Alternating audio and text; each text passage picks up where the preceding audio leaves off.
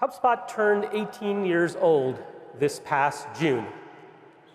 And since then, I've had the honor of sharing a number of memorable moments on the inbound stage with you over the years. 13 years ago, I shared the launch of my son, Sohan. Back then, he was a tiny language model. Now he's a middle schooler, so he has a teenage language model, which I will confess I have not completely decoded yet. Parents in the room know what I'm talking about. Now, I can't show a current image of Sohan because he's revoked my licensing rights to use his image. No cap, no cap. 10 years ago, we launched the HubSpot CRM. Many of you in the audience were here. Applaud if you were here for the launch of Inbound CRM. Yep. My lovely wife, Kirsten, she was here. Yep. By the way, she's the one that got me the rocking shoes, just for you. I know you can't see them on stage. You'll see them later. Yeah. Thank you, honey. So 1 year ago, we launched our first products with generative AI, including ChatSpot. ChatSpot started as a labs project and now has graduated to become Breeze Copilot. They grow up so quickly. So this is the year of AI agents. When we look back at this event years from now, you're going to remember it as the year of AI agents. Now, agents are all the rage this year, but you know what was the rage in the 1980s? Corduroy pillows. They were making headlines everywhere. I'm going to give that one a couple of seconds. Okay.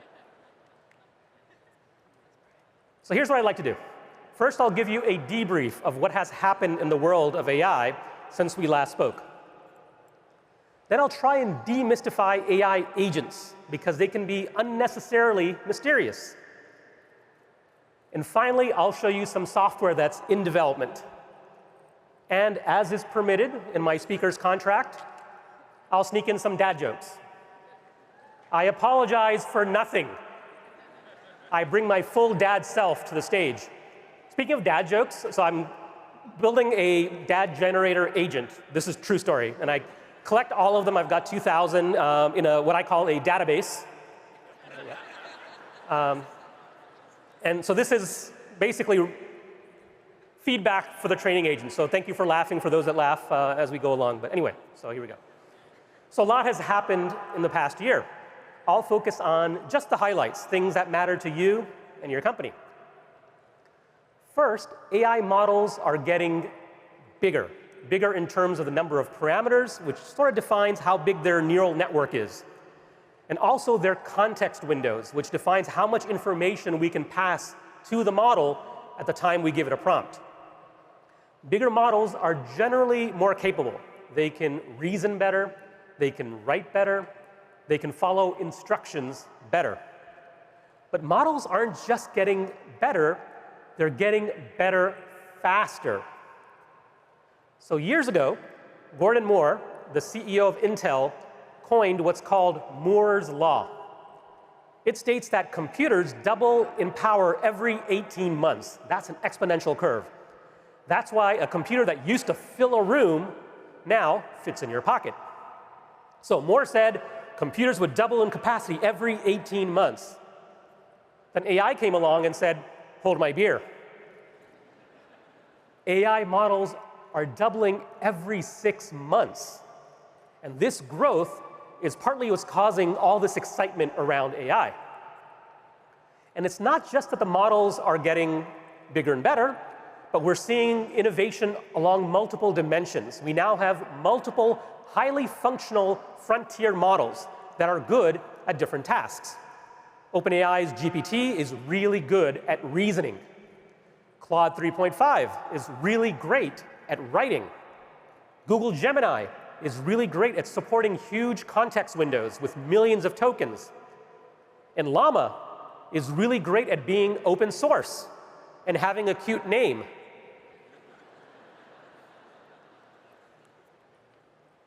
And we have some breaking news on the AI model front. For almost a year now, the industry has been abuzz with the anticipation of a new model from OpenAI. Those are the folks that make ChatGPT. The model's codenamed Strawberry. Word on the street was that it was going to be very impressive. What's not very impressive is that joke. I did not write that joke. I will not take credit. OpenAI launched that new model this past Thursday, and I've been up late nights, even later than usual, every night since. The model is called GPT-o1. Now, the reason to be excited about GPT-o1 is because of its ability to reason. It's shockingly good, like graduate student PhD level reasoning. And it even shares the kind of chain of thought it had in terms of how it came up with the response that it gave you. So it sort of lets you inside its brain. Super cool. Now, this level of reasoning means we can have agents now. They take on much more sophisticated goals that we could even do a week ago. That's how fast this stuff is moving. So the lesson here is that when things are moving this fast, we shouldn't go to where the AI is. We should go to where AI is going. Hat tip to Wayne Gretzky. And we're going to be in a very different place 3 months, 6 months, 12 months from now. Okay, so we have a variety of great models. They're also becoming increasingly multimodal. So we've moved beyond text to the models supporting images, audio, and video too. This means the models can take image as input, not just the prompts that we give it. This is like we're giving these AI models the sense of sight. That's like when your teenager can first start seeing the clothes on their bedroom floor. It's amazing. When it happens, it's amazing. So this is what AI models used to see when you sent them to a web page. This is the web page for School of Rock. Long-standing HubSpot customer, and I'm the parent of a recent customer of School of Rock. So this is what the models used to see. And this is what the models can see today. They see the same web page as we do. So, quick recap of the debriefing. Models are getting bigger and better. We have different models for a diversity of tasks, and AI models now have multimodal support. This makes it possible for the first time to create AI agents that can take on a wide variety of assignments. But agents can seem a bit mysterious and complicated, so let's try to demystify them. Let's raise your AIQ. Now, agent IQ. Speaking of IQ, I read somewhere that talking to yourself is a sign of intelligence. I've said that to myself hundreds of times. Now, first of all, you might be wondering, like, what is an AI agent anyway? And there are a lot of definitions out there. The one I prefer is the one Yamini shared. An AI agent is software that uses AI and tools to accomplish a goal that requires multiple steps. That's it. Yes, some agents can be able to run autonomously. Some have executive planning capabilities. But those are niceties, not necessities, to be an AI agent. And there are a range of agents in terms of the complexity of the goals they can take on. Everything from complex goals, like the 4 agents that Andy just demonstrated, all the way down to very simple goals. But the thing I want you to remember is that an agent's an agent, no matter how small. Now, whether big or small, all agents share some things in common. An agent uses one or more AI models. If it doesn't use AI, you can't officially call it an agent. Then it's just sparkling automation software. Thank you. Yeah, right. Next, an AI agent has the ability to use tools, so it can access things like the HubSpot Smart CRM and take action on your behalf. And finally, agents have a memory. They can remember things across tasks. Otherwise, it's like me walking up to the refrigerator, opening it, and then forgetting why I opened the refrigerator. All right, so let's dig in and talk about what's in development. I'm going to share with you what I've been cooking on late at night, 2 o'clock in the morning, every night. My wife can attest to this. And by cooking, I mean coding. I can't actually cook, not in a literal sense. And I also don't stand at my standing desk, which doesn't sit well with my personal trainer. I actually don't have a personal trainer. I used GPT. By the way, it suggested that I maybe do like lunges, and I think that would be a big step forward. And so having the honor of being up on stage at Inbound and sharing the stuff I've been working on is the favorite time of my whole year. And I've probably spent 1,500 hours working on the next 15 minutes that I'm about to show you. And before I do that, before we dig in, a quick disclosure and warning. The upcoming segment is rated X. X for experimental. Everything Andy showed you are part of real products that we sell at HubSpot. Products you should buy. By the way, if sales team is hiring, that's my sales pitch right there. What I'm about to show you is an experiment. Viewer discretion is advised.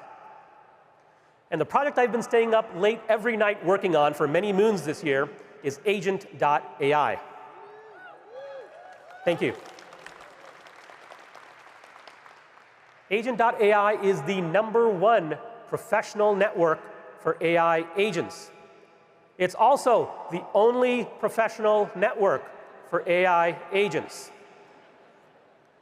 Now, at this point, some of you might be thinking, wait, what? Why do agents need their own professional network? Reasonable question. Because I predict that in the future, our teams are going to be hybrid. They will consist of humans, like you, and AI agents, like me. Just kidding, I'm not an AI agent yet here on stage. That likely won't happen until far into the future, like Inbound 25. By the way, inspired by Andy's references to Back to the Future, I was going to tell you guys a joke about time travel, but you didn't like it. So here's the homepage for Agent.ai. We see a listing for some of the agents on the network. And every agent has a profile, so we can click into the profile. We can follow that agent. We can hire that agent and start using it. It's free. And we can add the agent to our team. And we have a bunch of agents around marketing, sales, customer service, operations, and a new agent's being added every week. So I invite you to check it out. You can sign up for free, get 100 credits. It's awesome. So it's time to meet some of these agents. Now, we're going to look at agents that help us with marketing, selling, and how to delight customers. Now, the #1 challenge for marketers today is generating traffic and qualified leads. I'm not making that up. One of the most clueful people I know in our industry said this circa 43 minutes ago. So it's even more important that we take the website traffic that we have coming right now, those website visitors, and convert them to leads at the highest rate possible. And the way to do that is with conversion rate optimization. Now, here's the website for School of Rock that we saw earlier. It's a great website. Is there anything that can be tweaked or improved? Yes, always. But is it a pain in the butt to figure out what to change? Yes, always.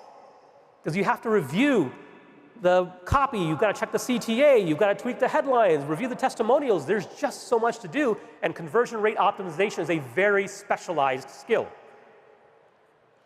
Thankfully, we've reduced this down to a few easy clicks. Here's the conversion rate optimizer agent. It's super easy to get started. All you do is you type in the web link for a web page, any public web page. It can be your home page, it can be a landing page, it can be your pricing page. And the agent goes through and looks at that entire web page, and it has decades of domain expertise and conversion rate optimization, and will come up with a list of suggestions. It's like, you're saying something this way on the web page, I'll bet you'll get higher conversions if you change it to this, or you're missing a call to action, or maybe you should add imagery. It comes up with really, really good suggestions. I encourage you to try it. So it's a simple agent, but it's a profitable one. I encourage you to check it out. Now, Yamini also mentioned how the average sales rep spends only 2 hours a day with customers, and a large part of their time is spent in prep. And a large part of their prep time is spent researching companies. Now, the reason this takes so much time is you have to go to Google, you go to the company's website, you go to Crunchbase to look up their funding, you go to YouTube, go to the social media channels, you go to Glassdoor. You're jumping all over the internet on this adventure hunt with all this unstructured data.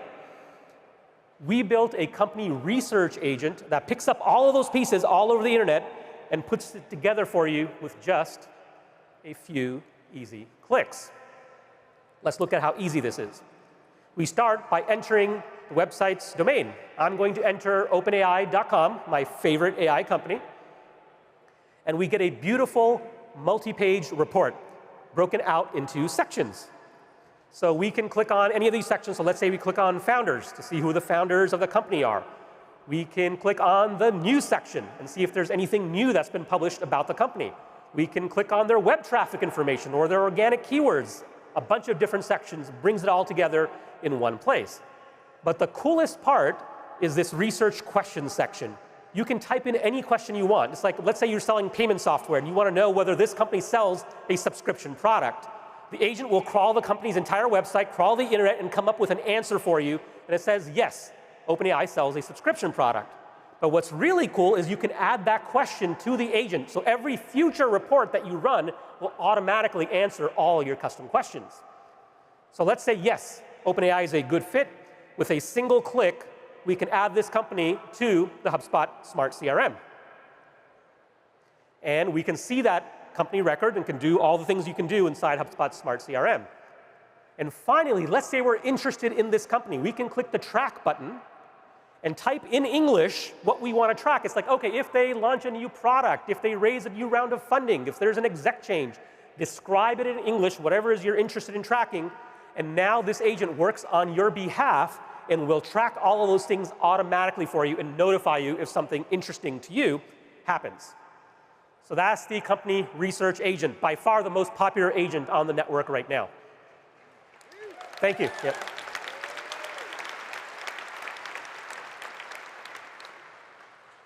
Now, what if I told you agents can use other agents? I'm telling you, agents can use other agents. We can use existing agents as building blocks for building new, more powerful agents. It's like agent composition. I haven't had this much fun since I played with Lego. So this weekend, basically. OK, so let's say I'm a customer success manager, and Canva is one of my accounts. Love Canva, by the way. Shout out to Canva folks.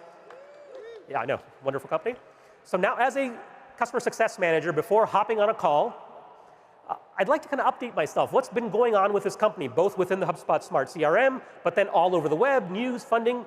Now, this sounds familiar. A lot of that work the company research agent already does.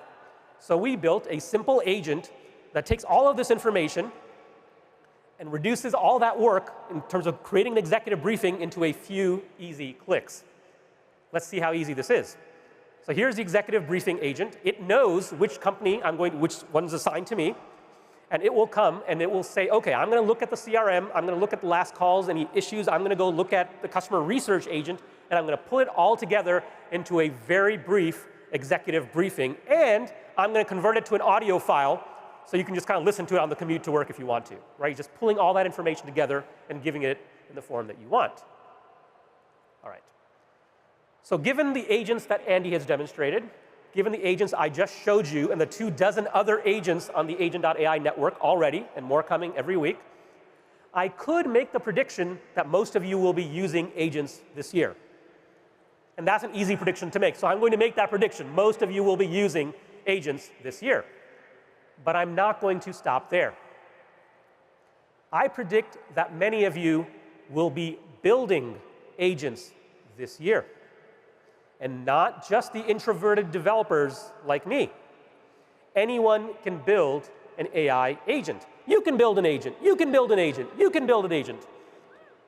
Yes. By the way, if I could have my Steve Ballmer chant right now. It's like agent builder, agent builder, agent builder. But I do not have the dancing skills of my friend Brian. So we'll just enjoy him for a few seconds. This is him on the inbound stage years ago. Hi, Brian. By the way, thankfully, Brian does not drive a hard bargain in terms of using his image in my presentations, which is I'm grateful for.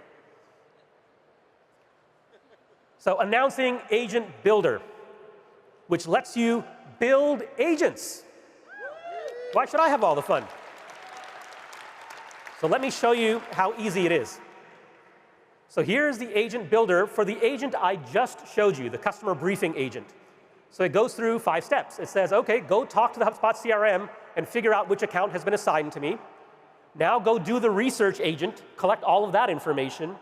Now go pass all of that context to a large language model, generate an executive briefing, and then generate the audio file so I can listen to it on my iPod or my music player. And that's it. It's drag and drop. So I'll give you a sense of if we click on the plus button, there are other actions we could add. Let's say we wanted to add another step to this. And we have access to all sorts of data inside the HubSpot CRM. We can build UI. We can do all sorts of things. It's awesome. So the coolest part about Agent Builder has access to all the frontier models. So it has access to GPT, to Claude. It has access to all the image generation models, DALL-E 3, Flux.1, Ideogram, Playground, name it. It has access to all the HubSpot CRM, has access to be able to create blog posts, create web pages, has Google, has YouTube, Twitter, everything. You can mix it all up and build an agent with drag and drop in the same way you build workflows in a marketing automation product like HubSpot. All right, I'm going to take a breath. This is a cue for me to breathe so I don't pass out on stage. Thank you. You're welcome to join in and take a breath as well. This is not a moment of Zen. We have work to do, so we're... All right, so that's Agent.ai, the #1 professional network for AI agents, also the only professional network for AI agents.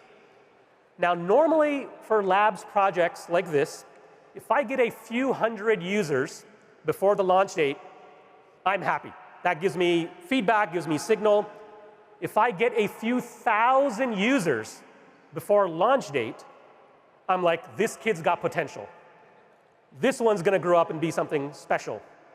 And I am thrilled to announce Agent.ai already has 47,000 users. They grow up so quickly. This makes it the second most successful innovation project we've done at HubSpot, the first one being HubSpot CRM. All right, and what's equally exciting is we have 1,700 people signed up for the wait list for the Agent Builder, and I'm approving people literally every night, so I'll be doing that in the hotel room later tonight. So sign up. It's fun. All right, and remember, you don't have to be a coder to be an agent builder. You just have to be curious. All it takes is a few easy clicks. So we started by building a UI, a user interface. This part of it is probably a little geekier than it needs to be for a mainstream audience. I'm a little geekier than I should be for a mainstream audience. It'll be OK. This will be quick. Then we layer it on with an application programming interface. This allows applications to be able to talk to HubSpot. The next evolution of this is what I call the AUI. That's the agent user interface. And the reason this is important is this is what you need for agents to be able to talk to each other and be able to collaborate. And the cool thing about Agent Builder is every agent that's built on Agent Builder automatically has an AUI. Now, this may not make sense to some of you. That's OK. But your developers are going to love it, I promise. A movie reference, that's a really subtle one, but we'll let it go. OK. So now some of you are wondering, why is a customer platform company like HubSpot building an agent network? It's my belief that the next generation customer platform needs to have 3 things. It needs a smart CRM that has unified store of structured and unstructured data. Yamini talked about this. And that foundational AI has to be built into the core CRM. The batteries have to be included, right? Otherwise, it's not a smart CRM. It needs smart engagement apps. You saw Andy talk about this, where we're infusing AI into all the engagement apps at HubSpot. And finally, you need an agent ecosystem, just like we have an app ecosystem now. Shout out to all the app partners that are out there. Thank you. So at HubSpot, we like to dream big and iterate small. And our dream has always been to help millions of organizations grow better. We do this by demystifying, democratizing, and delivering on the potential of new technology. If you're a Fortune 1000 company with a fortune to spend on AI, there are lots of good options out there for you. But for those of you that just want to get growing with AI, HubSpot's here for you. Our focus is not just to make it exceptionally easy to use agents, but exceptionally easy to build agents and share agents and distribute agents. That's the idea. Now, since our founding 18 years ago, we've been inspired a lot by Apple. Apple changed the world years ago with the introduction of the iPhone. But what was equally impactful was the launch of the App Store. Their vision was embodied in the phrase, "There's an app for that."